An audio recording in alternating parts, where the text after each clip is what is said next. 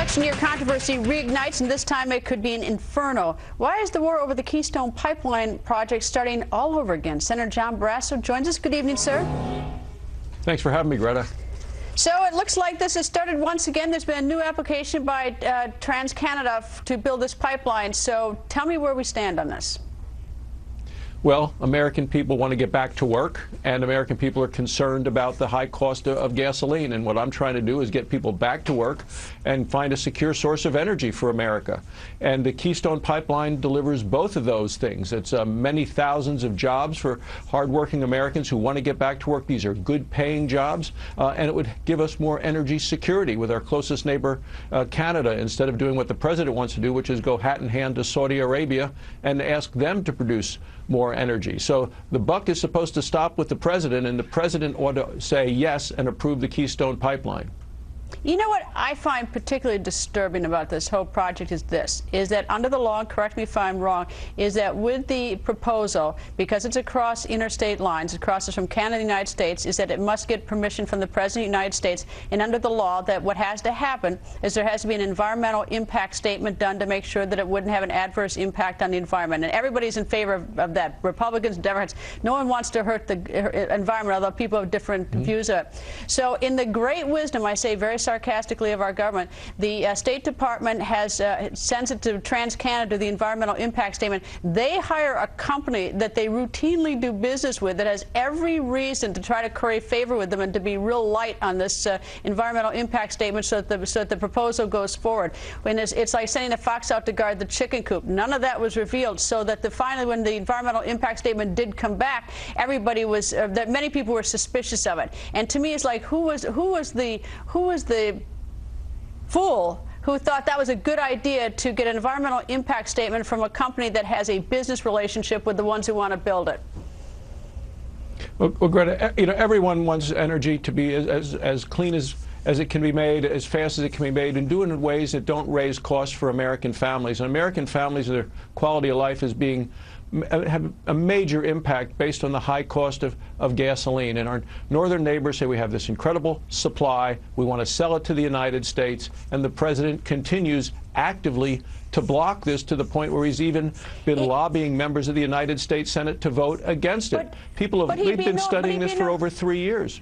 But if we'd had a decent environmental impact statement that wasn't challenged because of someone wondering whether or not the fix was in, for lack of a better way to describe it, if it had been done right in the beginning, the president would simply have had no option, because it would have come back and it would have had great authority with it, whether it was good for the environment or not. But instead, this environmental impact statement that was created is what really started this whole problem. So now we have this war between the parties. The project is delayed about 2 or 3 years. All these jobs, if it's a good project, are put off. I mean, it's just because someone didn't get a good environmental impact statement from a group that didn't have a financial interest in the outcome.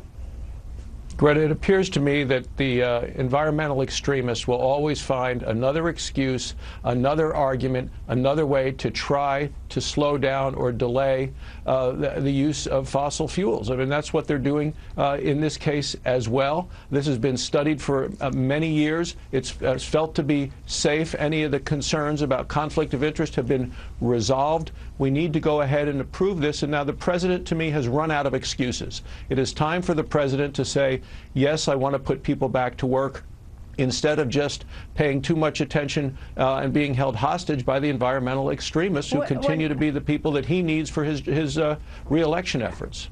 Well, now they've rerouted it, so it's a whole other consideration. But the thing is, the reason why I'm so hung up on the fact of this environmental impact statement being done by a particular organization is because now what's happened is the president can now drag his feet, and this is going to happen after the election. And so this is like this whole, any real good, solid decision is going to be made, you know, after the election, so that the American people really don't have any sort of, you know, chance to vote on whether or not they agree with the president or not. And so it's always sort of the plain politics with it that hurts the American people, because this should have been decided by now. Absolutely. The president, it's all politics for the president on just about everything that you see going to be happening between now and 6 months from now on Election Day. It's all politics, and the president is putting politics ahead of the economy and ahead of the American people. He ought to be focused on jobs and the cost of gasoline at the pump, and the way you can deal with both of those is the president ought to approve of the Keystone XL pipeline. The Prime Minister of Canada said, we're going to use this energy one way or another, and he actually went to China to talk about selling this energy from Canada to China because President Obama has said no. And you're absolutely right, Greta. He is going to delay and do everything he can to push off the decision until after the election so he doesn't alienate his environmental base. But at the same time, I think he's doing significant damage to the economy. We're now 39 months in a row with the unemployment rate over 8%. And the only reason that it's dropped, the unemployment rate has dropped a little bit today, is not because there are new jobs. It's because people have stopped looking for work. They've given up under the Obama economy. Well, it is indeed, it's really tragic how this hurts the American people because, if this were done right to begin with, right decisions would be made, and we wouldn't have another sort of round of delays and fights and everything else. But it was sloppy from its inception how they did this. But anyway, Senator, I'm taking the last word on that. Enjoy Austin, Texas. Thanks, Greta.